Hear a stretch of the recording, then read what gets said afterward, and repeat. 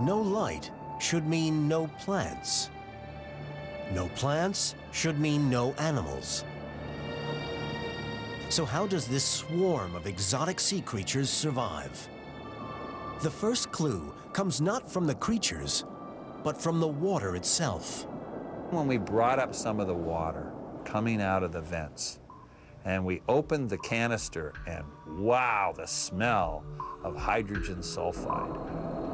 Hydrothermal vents are hotspots of volcanic activity, places where lava and gases burst through the Earth's crust. Gases that include hydrogen sulfide. To humans, hydrogen sulfide is poisonous, but to the creatures clustered around the vents, it's the source of life itself. We began to realize that a bacterium had figured out over eons of time how to duplicate photosynthesis in the dark. A species of tiny single-celled bacteria mixes hydrogen sulfide with oxygen to produce energy. This chemical reaction fuels the bacteria's growth, allowing them to live without sunlight. And these bacteria form the foundation of the entire extraordinary ecosystem. Biologist Bria Governor from Woods Hole Oceanography Institute studies the relationship between the bacteria and the other creatures that live on the vents. Finding life at hydrothermal vents really changed the way we think about biological systems. And really from there, the possibilities are endless. Governor studies a particular tube worm that lives on the vents. So this is a preserved specimen of the tube worm Riftia pachyptila. This is the giant tube worm that can sometimes reach tube lengths of 1 meter to 3 meters in length. The worm uses a feathery plume to filter hydrogen sulfide and oxygen from the water. But it doesn't use these substances itself. Instead, it passes them on to the bacteria living inside its body. And these bacteria use sulfide and oxygen in a chemical reaction to produce simple sugars that will then feed the tube worm. It's an astounding and effective partnership.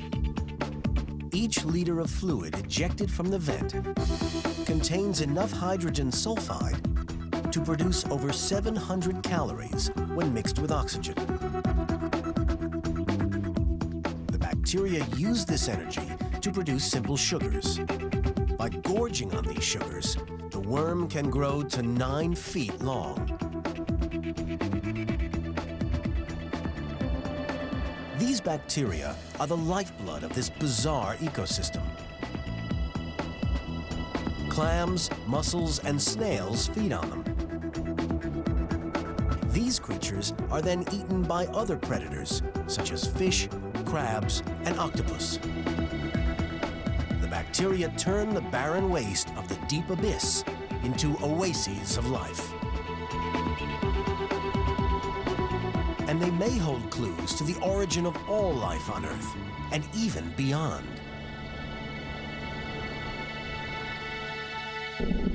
Dr. Chris German from Woods Hole Oceanographic Institution has spent 18 years studying hydrothermal vents.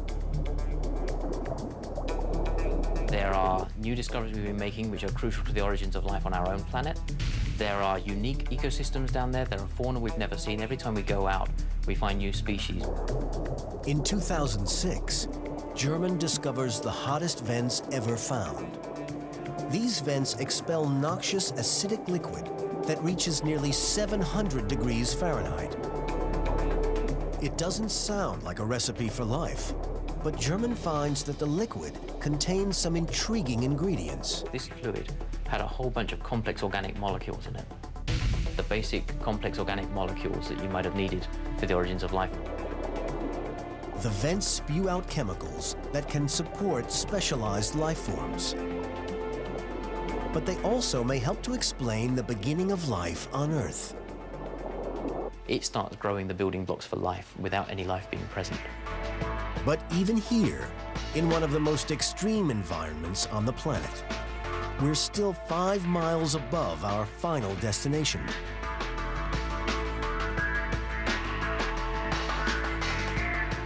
our journey now enters one of the least understood places on Earth, the deepest part of the ocean. We are in a world of eternal darkness, where only the truly strange survive. On board the Trieste, Don Walsh descends through these eerie pitch-black waters. Our depth gauge would show increasing depth, but an easier way was just to look outside, because in almost the entire water column of some 7 miles, there is bioluminescence. These are organisms, living organisms that essentially flash light. We could look at these things going by, and the rate that they're moving is your vertical speed. At a rate of 180 feet per minute, the Trieste heads toward its goal. Each extra foot of descent means an additional 63 pounds of pressure per square foot pushing against the steel hull. By 18,000 feet, the pressure is more than 500 times greater than at the surface. An unprotected person would feel 8,000 pounds of pressure on every square inch of their body. Such pressure would instantly crush most submersibles like an empty soda can. To prevent the walls collapsing, the designers of the Trieste have maximized the hull's strength. Her steel hull fits together, forming a sphere, spreading the pressure evenly around the structure. Its pieces are held together with epoxy resin. But these are still nervous moments. On an earlier test dive, the Trieste suffered a terrible accident. The glue gave up. There was a great bang. A lot of stress was stored up in that joint, and the glue broke. Well, the only thing that's holding the 3 pieces together now is water pressure. The water pressure held the 3 pieces of the cabin together. But Trieste needs to be fixed fast. With the dive to the Mariana Trench just weeks away, the team only has time for a makeshift repair. One of my chief petty officers, he built these bands that strap it together, which you can see on the Trieste now. They kind of grip the 3 pieces like that. Patched up, the Trieste sets out for the deepest place on the planet, and its toughest test yet. As they reach 20,000 feet, the makeshift bands show no sign of strain. They continue on. Walsh and Piccard now enter the unknown, the ocean trench. Just as the oceanic ridges create the Earth's crust, the trenches are at work destroying it. Trenches form when oceanic plates collide, forcing one plate under the other.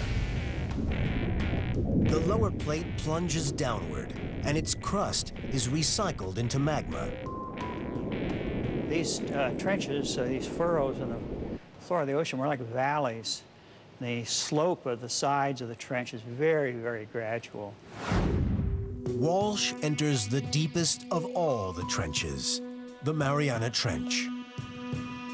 East of the Philippines, this trench plummets down 15,000 feet from the abyssal plains. He's now around 30,000 feet below the surface. The pressure on Trieste's capsule is now 900 times greater than at the surface. Suddenly, the team's worst fears are realized. An explosion rocks the bathyscaphe. On its journey to the bottom of the ocean, the Trieste finally enters the Mariana Trench. A scar on the ocean floor, 1,400 miles long and 43 miles wide. It's deeper than Mount Everest is tall. Thousands of people have climbed the world's highest mountain, but Walsh and Piccard are the first and only humans to descend into this trench. The water pressure against the bathyscaphe is enormous. Suddenly, an explosion rocks the entire craft.